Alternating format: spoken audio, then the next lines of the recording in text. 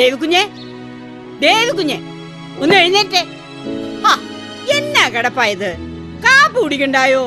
മണി 10 കഴിഞ്ഞു. കഴിയട്ടെ, എഴുന്നേറ്റ് ഇപ്പൊ എന്നെ എടുക്കാനാ? ചേട്ടത്തി ഊണാകുമ്പോ വിളിച്ചാ മതി, അപ്പൊ കാപ്പി നമുക്ക് ലാഭിക്കാമല്ലോ. ദേ, മഠത്തിലെ അമ്മാമ്മച്ചും കുറെ അമ്മമാരും കൂടെ വന്നിരിക്കാൻ തുടങ്ങിയിട്ട് മണിക്കൂർ 1 ആയി. ആര്? കുഞ്ഞിന്റെ അപ്പന്റെ മൂത്ത സഹോദരി മഠത്തിലെ. എന്റെ പള്ളി അത് സംഭവിച്ചോ? എളുപ്പം അങ്ങോട്ട് ചെല്ല്. ആ സുഖു കുഞ്ഞിനെ കുറിച്ച് ഏതാണ്ടൊക്കെ പറഞ്ഞു കൊടുത്ത് പിരി കയറ്റുന്നുണ്ട്.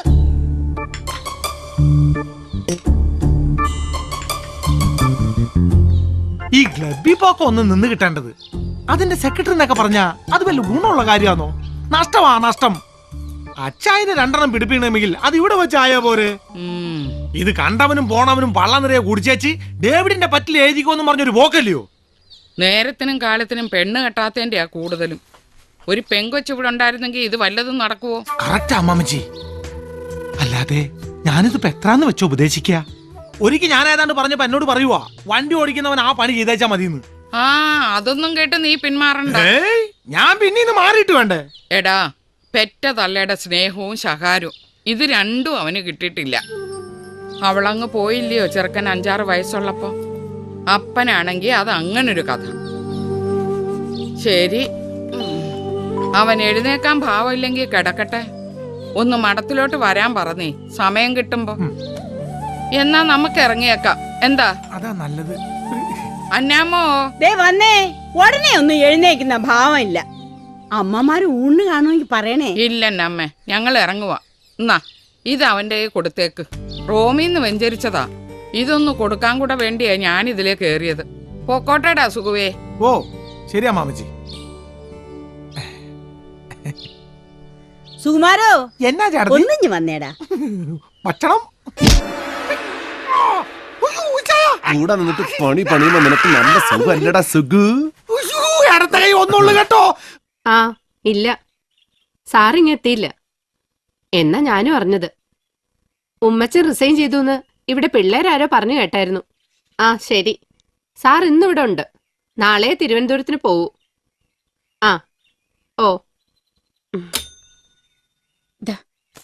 സേവിച്ചൻ വന്നിട്ടുണ്ട്. ഈശോയെ, എവിടെ? മുറിയില്ല. ഫ്രിഡ്ജിൽ നിന്ന് തണുത്ത വെള്ളവും ഗ്ലാസും കൊണ്ട് ചെറുക്കം പോന്നത് കണ്ടാ ഞാൻ നോക്കിയത്.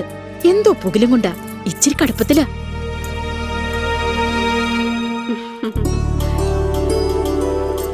ഇന്നായാലമേ ഇത് വെച്ചോ. ഇവളുടെ കല്യാണം കൂടാൻ സാറുണ്ടെങ്കിൽ ഞങ്ങൾ 2 കൂടി അങ്ങ് എത്തിയേക്കാം. ഇല്ലേ, എന്നെ പ്രതീക്ഷിച്ചാ മതി. ഓ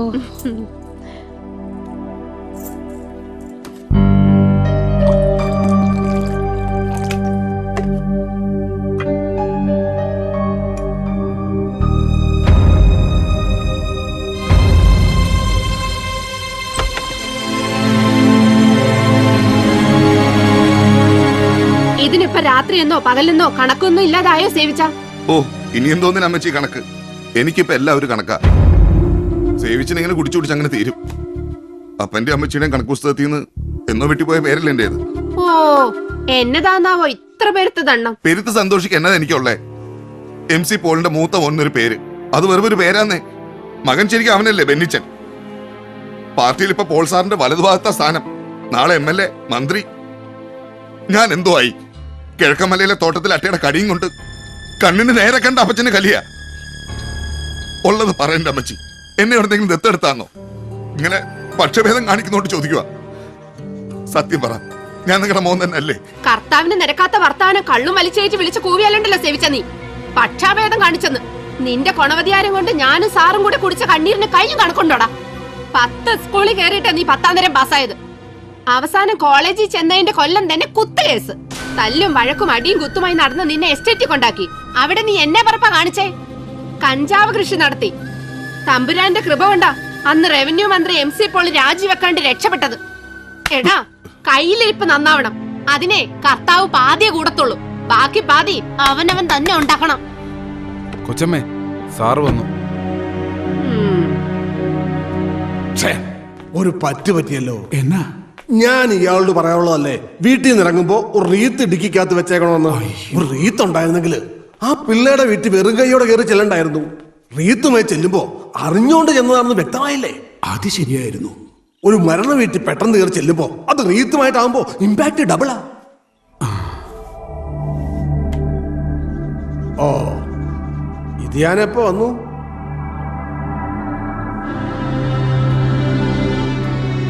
അതെ, ഭരണം കയ്യിലില്ലാത്ത സമയം, പാർട്ടിക്കകത്തെ ഇഷ്യൂസ് വേറെയും, ഇതിനിടയിൽ നീ ഉണ്ടാക്കുന്ന അട്രോസിറ്റീസ് കൂടെ മാനേജ് ചെയ്യാൻ എനിക്ക് പാടാം. അതുകൊണ്ട് ഇവിടെ വല്ല അത്യാവശ്യവും എന്ന് വെച്ചാ ഇവളോ ഞാനോ അങ്ങ് മേലോട്ട് എടുത്തൊന്നോ മറ്റോ അറിഞ്ഞാലേ നീ കോട്ടയം ജില്ലയിലേക്ക് വരേണ്ട കാര്യമുള്ളൂ. കടുത്തുരുത്തി MLA ഉമ്മച്ചന്റെ രാജി ആവശ്യപ്പെട്ടു. അവിടെ നടക്കാൻ പോണ ബൈ ഇലക്ഷനിൽ ബെന്നിച്ചനെ നിർത്താനാണ് എന്റെ പ്ലാൻ. അതൊന്ന് കഴിയുന്നവരെ നിന്റെ ഉപദ്രവം ഉണ്ടാവരുത്.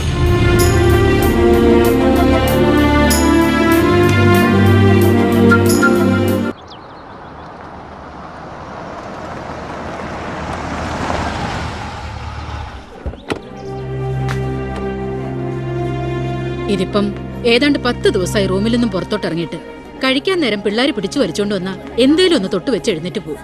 ഇങ്ങനെയായാൽ ശരിയാകുകയില്ലല്ലോ. അതുകൊണ്ടാ ഞാൻ സാറിയോടൊന്ന് വരാൻ പറഞ്ഞത്. ഈ സൂയിസൈഡ് ചെയ്ത കുട്ടി അവളുടെ റൂംമേറ്റ് ആയിരുന്നില്ലയോ? ആ, അത് തന്നെയായി ഡിപ്രഷന്റെ റീസൺ. വലിയ കൂട്ടായിരുന്നു രണ്ടിനും കൂടെ ഒരുമിച്ചല്ലാതെ കാണാൻ ഒക്കുകയല്ലായിരുന്നു. ആ ഷോക്കിന്ന് ഇനിയും മാറിയിട്ടില്ല ആനി. ആനി അത് ആ റൂമിലുണ്ട്. നിങ്ങൾ രണ്ടും കൂടെ ഒന്ന് കണ്ടേച്ചുവാ. ചുമ്മാ ഒരു കാഷ്വൽ വിസിറ്റിംഗ് അങ്ങനെ തോന്നിച്ചാ മതി. ഓക്കെ.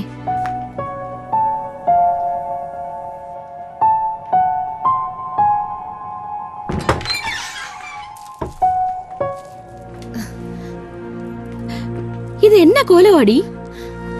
ഓ, നല്ല സുഖമില്ലായിരുന്നു. ഇതെന്നെ രണ്ടാളും കൂടെ. നിന്നെ ഒന്ന് കാണാൻ. ചുമ്മാ കാണാനല്ല, നീ ഇവിടെ കുറച്ച് ദിവസമായിട്ട് നിരാഹാരവ്രതവും മുറിയടച്ച് കുത്തിരിപ്പൊക്കെയാണെന്ന് നിന്റെ വാർഡനമ്മച്ചി പറഞ്ഞു. അതിന്റെ നിജസ്ഥിതി ഒന്ന് അറിയാൻ വന്നതാ. എന്നതാ ഉദ്ദേശം? ക്ലോസ് ഫ്രണ്ട് ഹോസ്റ്റൽ ബിൽഡിങ്ങിന്റെ ടെറസിൽ നിന്ന് ചാടി മരിച്ച കഥയൊക്കെ അറിയാം.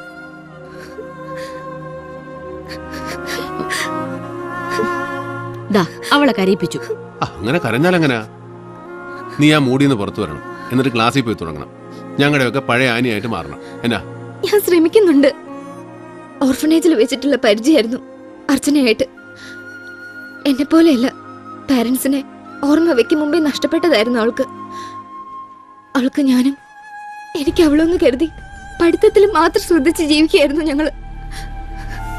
അങ്ങനെ എളുപ്പമൊന്നും എനിക്കങ്ങ് മറക്കാനൊക്കെയല്ല. വലിയ ട്രാജഡിക്ക് ചെറുപ്പത്തിലെ സാക്ഷിയാകേണ്ടി വന്നവളാണ് നീ. ഇങ്ങനെ തളർന്നാലേ അതിൽ വിഷമിക്കുന്ന ഞങ്ങൾ ചിലരുണ്ട്. അറിയാം. അവൾ ഓക്കെ ആവും. ഡേവിഡ് ചെന്നാട്ടെ, ഞാൻ കുറച്ചു നേരം ഇവിടെ ഇരിക്കാം. ഇരിക്കുന്നത് കൊള്ളാം, അതവളെ ചുമ്മാ പാമ്പർ ചെയ്ത് വഷളാക്കാനാവരുത്. ചെയ്യാൻ പോട്ടെ മോളെ. ആ അതെ, ഇനി ക്ലബ്ബിൽ ചെന്നിരുന്ന് ഇതിന്റെ പേരും പറഞ്ഞ് കള്ളു കുടിച്ച് നേരം വെളുപ്പിക്കണ്ട. നേരത്തെ കാലത്തെ വീട് പിടിച്ചോണം. ഞാൻ വിളിക്കും.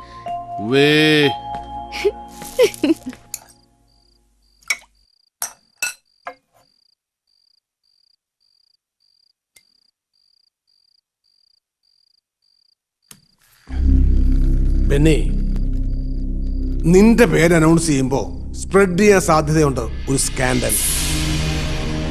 കോട്ടയം മെഡിക്കൽ കോളേജ് സ്റ്റുഡന്റ് ഒരു പെങ്കൊച്ച് സൂയിസൈഡ് ചെയ്തത്, അതിനോട് നിന്റെ പേര് കണക്റ്റഡ് ആയിട്ട്.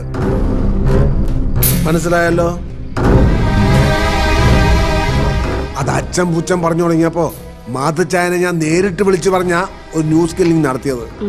ഇലക്ഷൻ ആവുമ്പോ അതൊരു വെപ്പണായി മറുപക്ഷം എടുത്ത് ഉപയോഗിക്കാൻ ഇടകൊടുക്കരുത്. മറുപക്ഷം എന്ന് വെച്ചാ ഇപ്പൊ ഉമ്മച്ചനും കൂടാ. അതെ, ഞാനൊരു പ്രസ് മീറ്റ് വിളിക്കുന്നതിനെ കുറിച്ച് ആലോചിക്കുന്നുണ്ട്.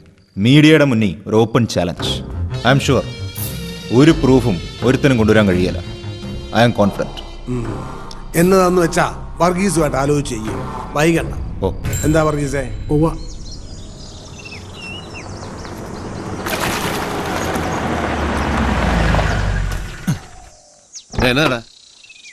ഇരി, ഞാനിപ്പോ വരാം. എനിക്ക് ക്ലബ്ബിൽ ചെന്നിട്ട് അർജന്റ് കാര്യമുള്ള പോവാന്നേ.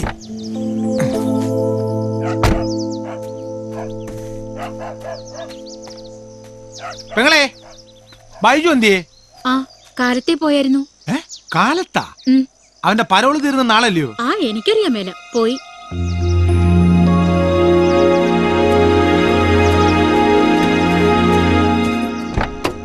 എവിടെ പോയടാ?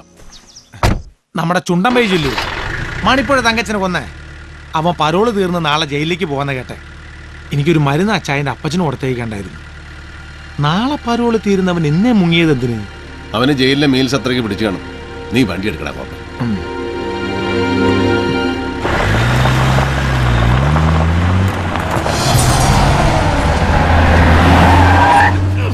ആരുടെ തന്തയ്ക്ക് വായുവിളി വാങ്ങിച്ചിട്ട് വേടാ പരനാറി. ഗ്ലാസ് പൊക്കി വെച്ച് ചീത്ത വിളിച്ചിട്ട് ആര് കേൾക്കാനടാ? അവന്റെ വണ്ടിയാ, MC പോളിന്റെ മകൻ ബെന്നിയുടെ. ഇച്ചിരി മുറ്റുകൂടലാ ചെറുക്കിന്. കോട്ടയം മെഡിക്കൽ കോളേജിലെ ഒരു പൂർവ്വ വിദ്യാർത്ഥി എന്നുള്ള നിലയിൽ മാത്രമല്ല, ഒരു രാഷ്ട്രീയ പ്രവർത്തകൻ എന്നുള്ള നിലയിലും കോളേജുമായി ബന്ധപ്പെട്ട പല കാര്യങ്ങളിലും ഞാൻ ബന്ധപ്പെടാറുണ്ട്. അതല്ലെങ്കിൽ കോളേജ് അധികൃതർ എന്നെ ക്ഷണിക്കാറുണ്ട്. ഇപ്പം അവരുടെ ക്ഷണം സ്വീകരിച്ച് അവിടെ ചെല്ലുമ്പോഴൊക്കെ ആൺ പെൺ ഭേദമില്ലാതെ അവിടുത്തെ വിദ്യാർത്ഥികളുമായി എനിക്ക് ഇടപെടേണ്ടി വന്നിട്ടുണ്ട്. നിങ്ങൾ ഈ പറയുന്ന എന്താ അർച്ചന അർച്ചന ശങ്കർ എന്ന പെൺകുട്ടിയെയും ഞാൻ അവിടെ വെച്ച് കണ്ടു കാണും. അനവധി പെൺകുട്ടികളിൽ ഒരാൾ, അതിനുമപ്പുറത്തേക്കുള്ള പരിചയം?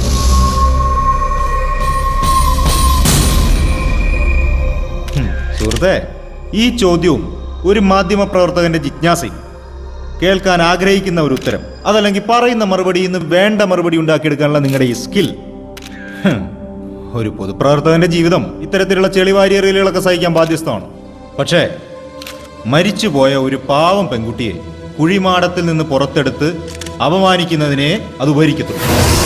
And I repeat, I don't know that girl personally.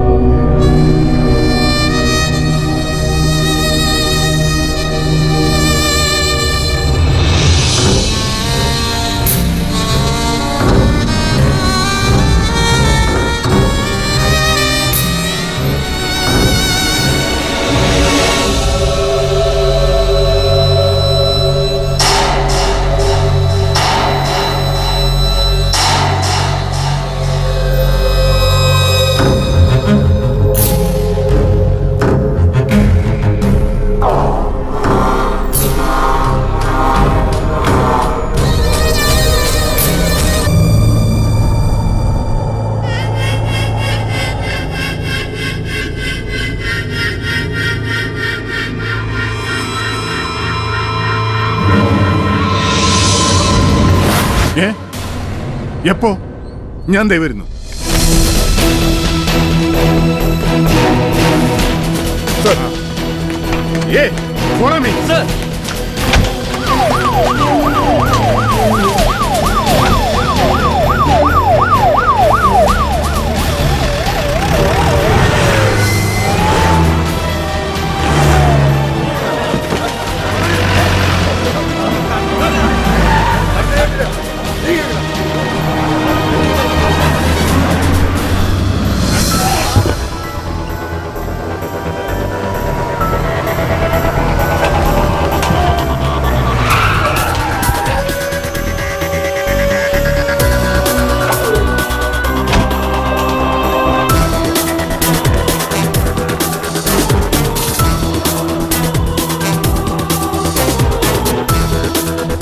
ആ വാർത്തയുടെ വിശദാംശങ്ങളിലേക്ക് പോകും മുമ്പ് വളരെ സുപ്രധാനമായ ഒരു വാർത്തയിലേക്ക് വളരെ വേഗം നീങ്ങുന്നു. അതിന്റെ നിജസ്ഥിതിയിലേക്ക് നീങ്ങുകയാണ്. കോട്ടയത്ത് നിന്നും ഇപ്പോൾ ഞങ്ങളുടെ പ്രതിനിധി ഷിബു ചെറിയാൻ നമ്മോടൊപ്പമുണ്ട്.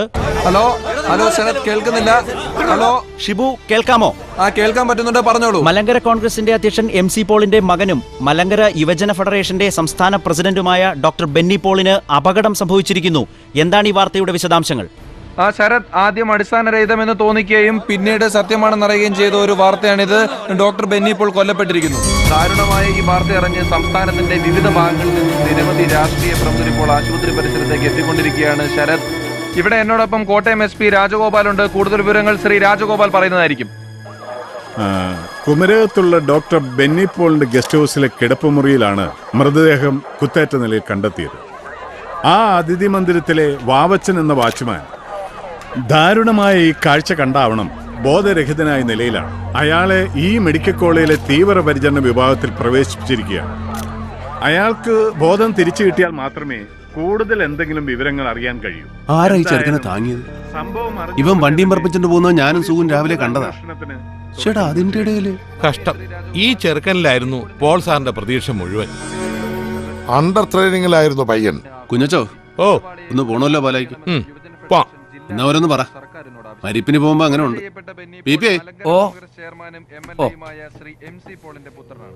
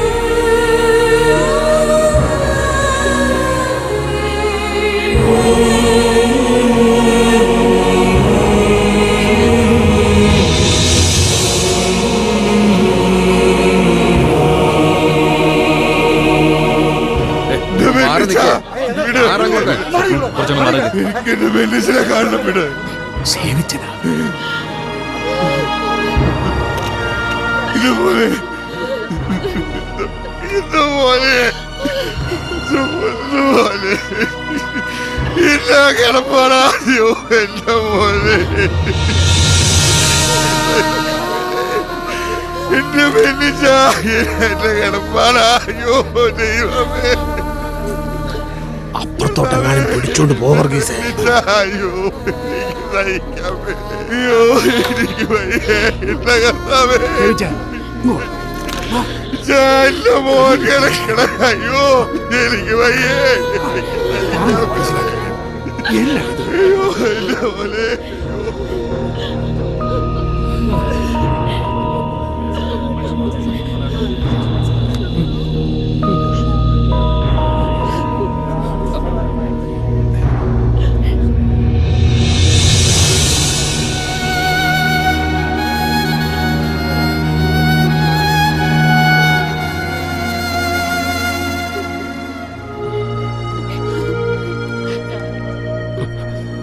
തൃശ്ശൂരായിരുന്നു സാറേ, അതാ ലേറ്റായിരുന്നു. ഇരിക്ക.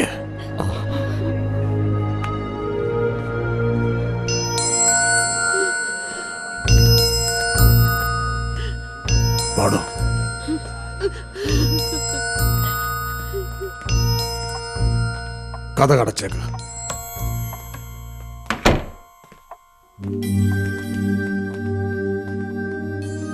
ദാ അത് തുറന്നൊരു ഡ്രിങ്ക് എടുത്തതാ, വിസ്കി.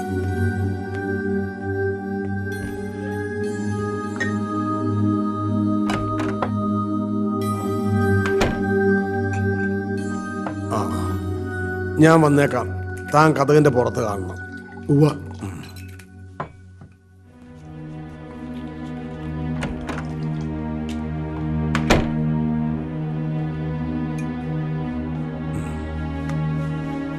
നിനക്കെടുത്തില്ലേ? ഇല്ല, വേണ്ട.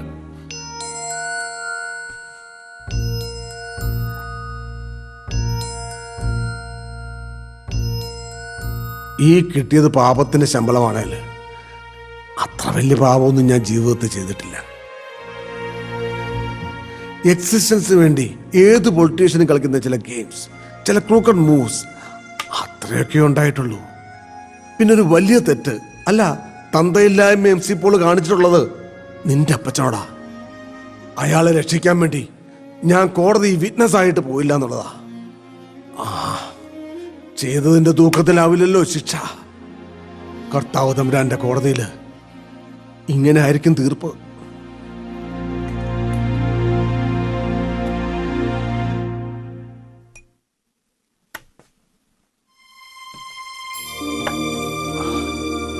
എന്റെ പെങ്ങള് കൊച്ചമ്മണിയോട് ഞാൻ ആവത് പറഞ്ഞതാ നിന്റെ സാറയുടെയും കെട്ട് നടത്താൻ. അവിടെ മരത്തലയിൽ അത് കയറി കിടന്ന് വെച്ചാ അതൊന്നും പറയേണ്ട സമയമല്ലല്ലോ ഇത്.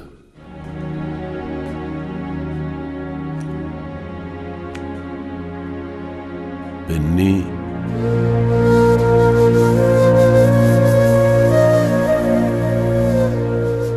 വലിയ പ്രതീക്ഷയായിരുന്നു, അതിന് തക്ക പൊട്ടൻഷ്യലും ഉണ്ടായിരുന്നു.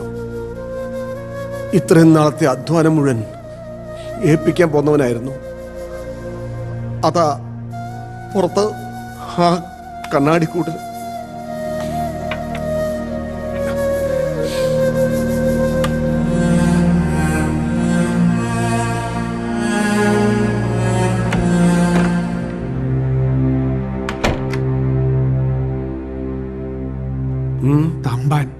തമ്പാൻ ജോസഫ്.